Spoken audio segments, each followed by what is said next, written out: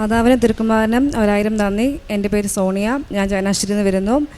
ഞാൻ ആദ്യമായിട്ട് ഉടമ്പടി എടുത്തത് ഓൺലൈൻ ഉടമ്പടിയായിരുന്നു. അത് 2022 നവംബർ 23 ആയിരുന്നു. ഉടമ്പടി എടുക്കാനുണ്ടായ സാഹചര്യം, ഞാൻ നേഴ്സായിരുന്നു, സൗദി വർക്ക് ചെയ്യുമായിരുന്നു. ഹസ്ബൻഡ് കുവൈറ്റിലായിരുന്നു. ഞങ്ങൾക്കൊരു മകളുണ്ട്. മകൾ നാട്ടിലായിരുന്നു. ഞങ്ങൾ 3 പേർ ഇതുവരെ ഒരുമിച്ച് സെറ്റിലായിട്ടില്ലായിരുന്നു. കല്യാണം കഴിഞ്ഞ് ഞങ്ങൾ 2 പേരും ഇതുവരെ സെറ്റിലായിട്ടില്ല. അപ്പം ഒരുമിച്ച് എവിടെയെങ്കിലും സെറ്റിലാകാൻ വേണ്ടി OET എഴുതാമെന്ന് വിചാരിച്ചു. അങ്ങനെ ഉടമ്പടി എടുത്ത് OET എഴുതി. OET ന്യൂസിലാൻഡ് സ്കോർ കിട്ടി. അങ്ങനെ ന്യൂസിലാൻഡിലേക്ക് പോകാമെന്ന് വിചാരിച്ചു. ന്യൂസിലാൻഡ് പ്രോസസ്സ് വളരെ ഡിലേ ആയിരുന്നു. ഒരു 1.5 വർഷത്തോടെ എടുത്തു. അതിനിടയ്ക്ക് ഞാൻ 3 പ്രാവശ്യം ഉടമ്പടി പുതുക്കി. ഉടമ്പടിയിൽ 6 പ്രയോഗങ്ങൾ എനിക്ക് പൂർണ്ണമായിട്ട് പാലിക്കാനായിട്ട് സാധിച്ചില്ല. സാഹചര്യങ്ങളുടെ സമ്മർദ്ദം നിമിത്തം എനിക്ക് എല്ലാ ദിവസവും പള്ളിയിൽ പോകാനോ കുമ്പസാരിക്കുവാനോ അങ്ങനെയൊന്നും സാധിച്ചിരുന്നില്ല. അങ്ങനെ 2024 ജൂലൈ 25 ഞാൻ ന്യൂസിലാൻഡിന് പോയി. അവിടെ ചെന്ന് ക്യാപ് കോഴ്സ് ചെയ്തു, രജിസ്ട്രേഷനൊക്കെ എടുത്തു. 6 മാസത്തോളം അവിടെ വെയിറ്റ് ചെയ്തു. എന്നാൽ ജോലിയൊന്നും ലഭിച്ചില്ല. വീണ്ടും ഓസ്ട്രേലിയയുടെ രജിസ്ട്രേഷൻ എടുത്തു. അവിടെയും ജോലിയൊക്കെ നോക്കി. പക്ഷേ എൻ്റെ എക്സ്പീരിയൻസ് പീഡിയാട്രിക് ആയതുകൊണ്ട് തന്നെ യൂറോപ്പിൽ ജോലി പീഡിയാട്രിക് നേഴ്സസിന് കിട്ടാൻ വളരെ പ്രയാസമാണ്. അതുകൊണ്ട് എനിക്ക് അവിടെ ജോലിയൊന്നും ലഭിച്ചില്ല. അങ്ങനെ ഞാൻ 2025 ഫെബ്രുവരി 11 തിരിച്ച് നാട്ടിലേക്ക് വന്നു. അപ്പോൾ ഞാൻ ഫെബ്രുവരി 11 തിരിച്ച് വന്നു. 15 ഇവിടെ വന്ന് 4ാമത്തെ ഉടമ്പടി പുതുക്കി. ഈ ഉടമ്പടി കൃത്യമായിട്ട് ചെയ്യണമെന്ന് എനിക്ക് നിർബന്ധം ഉണ്ടായിരുന്നു. അതുകൊണ്ട് തന്നെ ഞാൻ കൃത്യമായിട്ട് എല്ലാ ദിവസവും പള്ളിയിൽ പോയി കുമ്പസാരിച്ച് 2 ആഴ്ച കൂടുമ്പം ബൈബിൾ വായന 1/2 മണിക്കൂറായി ചെയ്യാറുണ്ടായിരുന്നു. അച്ഛൻ്റെ ധ്യാനം കൃത്യമായി കൂടാറുണ്ടായിരുന്നു. എല്ലാ കാര്യങ്ങളും 6 കാര്യങ്ങൾ കൃത്യമായി ചെയ്തു. ഉടമ്പടി 15 എടുത്തു. 5 ദിവസം കഴിഞ്ഞപ്പം ഞാൻ പണ്ട് അപ്ലൈ ചെയ്തിരുന്ന കുവൈറ്റ് MOHൻ്റെ ഒരു ആപ്ലിക്കേഷൻ എനിക്ക് പ്രൊസീഡായി. ഹസ്ബൻഡ് കുവൈറ്റിലായതുകൊണ്ട് നേരത്തെ എപ്പോഴോ അപ്ലൈ ചെയ്തിരുന്നതാണ്. അങ്ങനെ അത് ആപ്ലിക്കേഷൻ പ്രൊസീഡായി. എന്നെ 20 എന്നെ അവർ ഓൺലൈനിൽ വിളിച്ചു, ഇൻ്റർവ്യൂ എടുത്തു. എനിക്ക് ഇൻ്റർവ്യൂ കിട്ടി. അതിനുശേഷം കുറച്ച് താമസമെടുത്തു ഓഫർ ലെറ്റർ വരാൻ വേണ്ടി. അപ്പോൾ അതെനിക്കൊരു കുറച്ച് വിഷമമായിരുന്നു, ടെൻഷനായിരുന്നു. ഇനി എന്തെങ്കിലും ഓഫർ ലെറ്റർ വരത്തില്ലേ എന്താണെന്നുള്ളത്. അതിനുവേണ്ടി മാതാവിനോട് നിരന്തരമായി പ്രാർത്ഥിച്ചു. ഒരു ദിവസം പ്രാർത്ഥന കഴിഞ്ഞ് ഞാൻ ഉറങ്ങുന്ന സമയത്ത് ഒരു സ്വപ്നം കണ്ടു, എനിക്ക് ഓഫർ ലെറ്റർ വരുന്നതായിട്ട്. അപ്പം നല്ല മുല്ലപ്പൂവിൻ്റെ ഒരു സുഗന്ധം എനിക്ക് ലഭിച്ചു.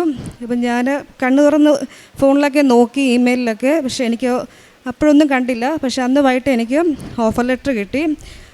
അതിനുശേഷം ഞാൻ 5ാമത്തെ എൻ്റെ ഉടമ്പടി പുതുക്കി. പിന്നെ 6ാമത്തെ ഉടമ്പടി ഓഗസ്റ്റ് 29 പുതുക്കി.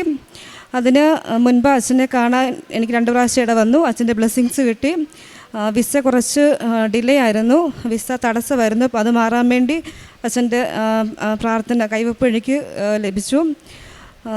അങ്ങനെ 29 ഉടമ്പടി പുതുക്കി. 1 മാസത്തിനുള്ളിൽ അച്ഛൻ അന്ന് ഉടമ്പടി ധ്യാനത്തിൽ പറഞ്ഞ് 44ാമത്തെ ദിവസം കിട്ടുമെന്ന് പറഞ്ഞ് അതേ അനുഗ്രഹം എനിക്ക് ശരിക്കും 44 ദിവസത്തിനുള്ളിൽ തന്നെ എൻ്റെ വിസയും എൻ്റെ ടിക്കറ്റും എനിക്ക് ലഭിച്ചു.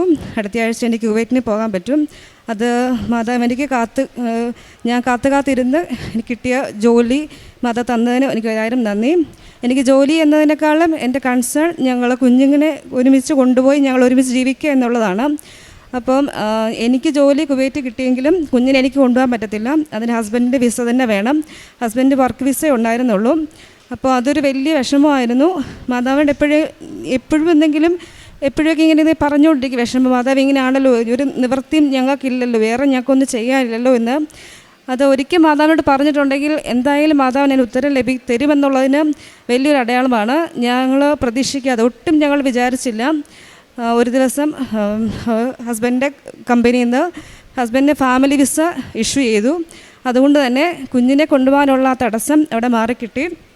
ഞാൻ ചെന്ന ശേഷം കുറച്ച് ദിവസത്തിനുള്ളിൽ എനിക്ക് കുഞ്ഞിനെയും കൊണ്ടുപോകാൻ പറ്റും. ഈ 2 അനുഗ്രഹങ്ങളും തന്ന മാതാവിനും തിരുക്കുമാരനും 1000 നന്ദി പറയുന്നു. കാരുണ്യപ്രവർത്തികളായിട്ട് ഞാൻ അടുത്തുള്ള അനാഥാലയങ്ങളിലും താലൂക്ക് ആശുപത്രിയിലൊക്കെ സാമ്പത്തിക സഹായവും ചെയ്തിരുന്നു. പൊതിച്ചോറ് വിതരണം ചെയ്തിരുന്നു. പ്രത്യാശ ഭവൻ എന്ന് പറയുന്ന ഒരു ഡിസബിലിറ്റി സെൻറ്റർ ഉണ്ടായിരുന്നു. അവിടെ സഹായം ചെയ്തിരുന്നു. പിന്നെ പത്രം ബസ് സ്റ്റാൻഡിലെ റെയിൽവേ സ്റ്റേഷനിലുമാണ് കൊടുത്തിരുന്നത്.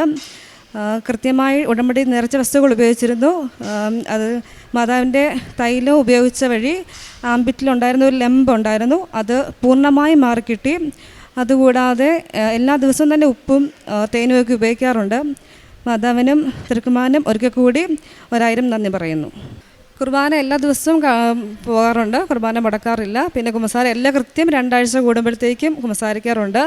ബൈബിള് അരമണിക്കൂർ ഇൻ കേസ് ഉണ്ട് ചൊല്ലാൻ പറ്റിയില്ല എങ്കിൽ പോലും പിറ്റേ ദിവസം അത് കൂട്ടി ഞാൻ ബൈബിൾ വായിക്കാറുണ്ട്. പിന്നെ ധ്യാനം അച്ഛനെ മുടങ്ങാറില്ല, ഷെയർ ചെയ്യാറുണ്ട്. ധ്യാനം ഞാനത് ഷെയർ ചെയ്യാറുണ്ട്, ഫ്രണ്ട്സിനോടൊക്കെ പറയാറുണ്ട്. ഞാൻ മൂലം എൻ്റെ കുറച്ച് ക്രൈസ്തവരായിട്ടുള്ള ഫ്രണ്ട്സൊക്കെ ഇപ്പോൾ ഉടമ്പടി ധ്യാനമൊക്കെ കൂടാറുണ്ട്. തന്ന എല്ലാ അനുഗ്രഹങ്ങൾക്കും 1000 നന്ദി. യെശയ്യാ പ്രവാചകൻ്റെ പുസ്തകം 54:13 കർത്താവ് തൻ്റെ പുത്രരെ പഠിപ്പിക്കും, അവർ ശ്രേയസ്സാർജിക്കും. യേശുവിൽ പ്രിയമുള്ളവരെ, സോണിയ നമ്മളോട് പറഞ്ഞത് അദ്ദേഹത്തിന് കിട്ടിയ കാര്യങ്ങളെക്കുറിച്ചാണ്. പലതവണ എഴുതിയിട്ടും അത് പരാജയപ്പെട്ടു. കാരണം എന്താ? ഉടമ്പടി ജീവിതം പുറകിലോട്ട് മാറ്റി. ഉടമ്പടി ജീവിതത്തെക്കുറിച്ച് ഒന്നും ചെയ്യാതെ, ഒന്നും മനസ്സിലാക്കാതെ, അതെന്താണെന്നറിയാതെ, അമ്മയോടുള്ള ഭക്തി വർദ്ധിപ്പിക്കാതെ, ദിവ്യബലിയിൽ പങ്കാളിത്തം കുറഞ്ഞും ഉടമ്പടി ജീവിതം ഉഴപ്പിയപ്പോൾ വളരെയധികം കഷ്ടപ്പെട്ടു എന്നാണ് ആ സോണിയ നമ്മളോട് പറയുന്നത്. ഉടമ്പടി ജീവിതം മനോഹരമായി വിശുദ്ധിയോടും വിശ്വസ്തയോടും കൂടി ആ മോൾ നന്നാക്കി പ്രവർത്തിച്ചപ്പോൾ അവൾക്ക് വെച്ചടി ദൈവം ഉയർച്ച കൊടുത്തു.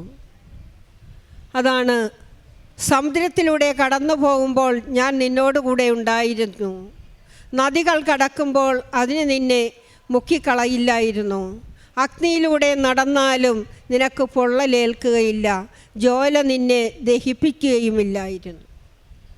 അതാണ് ഈ സോണിയയ്ക്ക് പരിശുദ്ധമ്മ നൽകിയത്.